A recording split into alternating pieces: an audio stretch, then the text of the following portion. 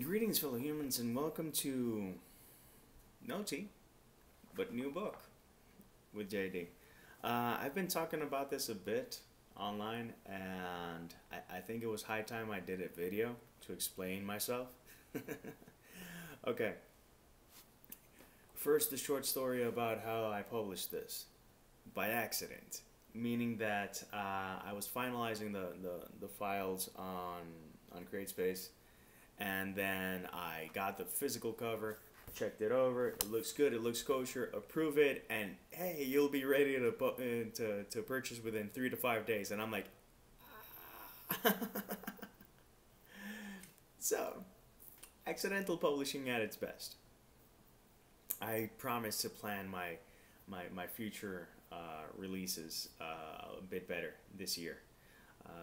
This year. That means that I do have books that are in the pipeline and that are getting ready to launch as well. It'll be a lot more organized, but expect news on that. But that's that. And this is this. This is for writing out loud. This is a collection of my favorite blog posts from the first 4 years of my blog. Obviously edited and formatted to make sense as a book. Basically took all the blog posts, dumped them on a file. First thing, what's worth putting in the book? Bring out the katana. Where does each post go? Organize, shuffle, and then the editing. The editing for this took about 2.5 months because I needed for it to make sense and for each chapter to flow and to have a logic within and a rhythm within the prose. But luckily, I finished it. I'm going to read you the part in the back. It says, part of the beauty of being an indie writer is that you set your own rules, write what you believe in, and release what is true to your voice and creative spirit. JD Estrada knows this and always follows his gut when it comes to what he creates and publishes, which is true. People say, oh, when are you going to release this book or that book or the other book? And I say, soon. And then I release something completely unrelated to what I was asked to publish. But For Writing Out Loud is a collection of the most poignant blog posts from the blog that goes by the same name. It spans a wide variety of topics because life is far from homogeneous, and rather than avoid unpopular topics, thoughts are shared in hopes of inspiring and promoting dialogue. I believe there's a lot to be said about the times we're living, in the sense that mob mentalities are very common, and I am a big fan of dialogue and talking things through. Oh, and there's lots of geek talk and silliness, because that's me. So this is my 11th book, and I wanted it to be for writing out loud, because the blog means a lot to me. It helps me sort a lot of the thoughts that I have, opinions that I have, in a way that it's not necessarily an attack, and it's just me trying to process the life I'm living. And I wanted to share that with people. A lot of what I write tries to be motivating, but it's probably stuff that I need to hear myself, so that I can not only make sense of it, but make the most of it.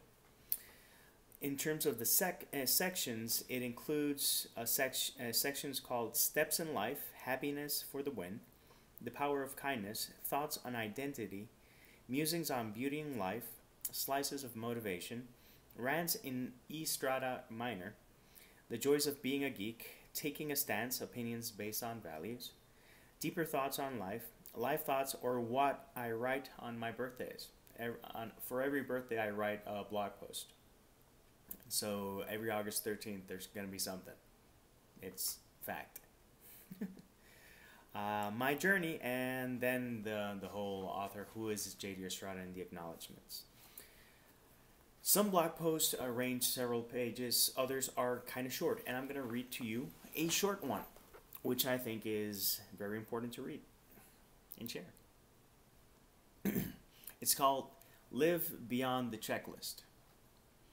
Life is so much more than a series of milestones. For some people, though, they think that happiness and satisfaction are attained by checking items off a list.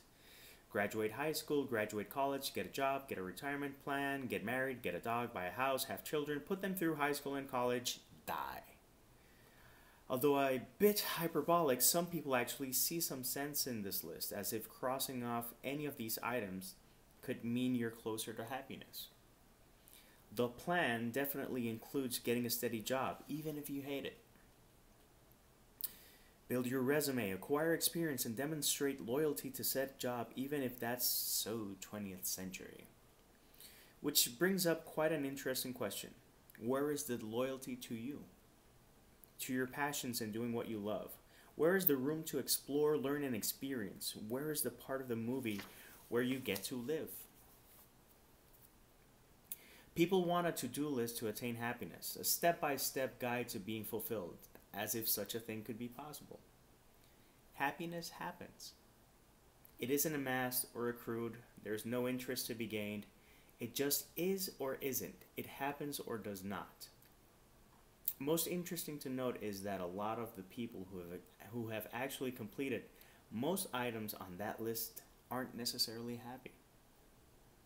That's because statistics, betting odds, and studies conducted give an idea of some things that have made some people kind of sort of happy.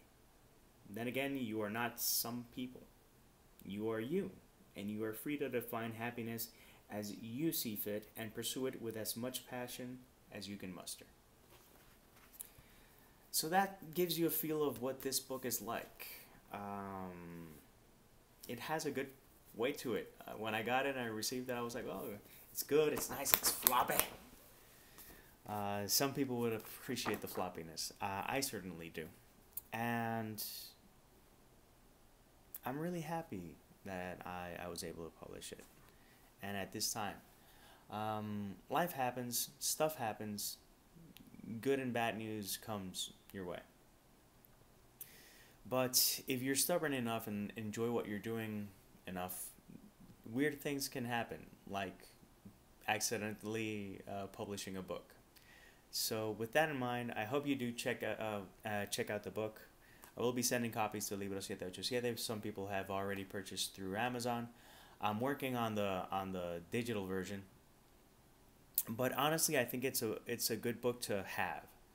And I'm not saying it because it's mine. I'm not saying it because it costs whatever. I think it's since it's nonfiction, what I try to do with nonfiction is try to have the strongest positive impact I can with my writing. I'm not saying that I'm a messiah or anything, but at least I have good intentions, and sometimes that's enough to inspire someone to do good. And if that happens with one person, then I did good. Anyways, thanks for listening, and until next time, peace, love, and maki.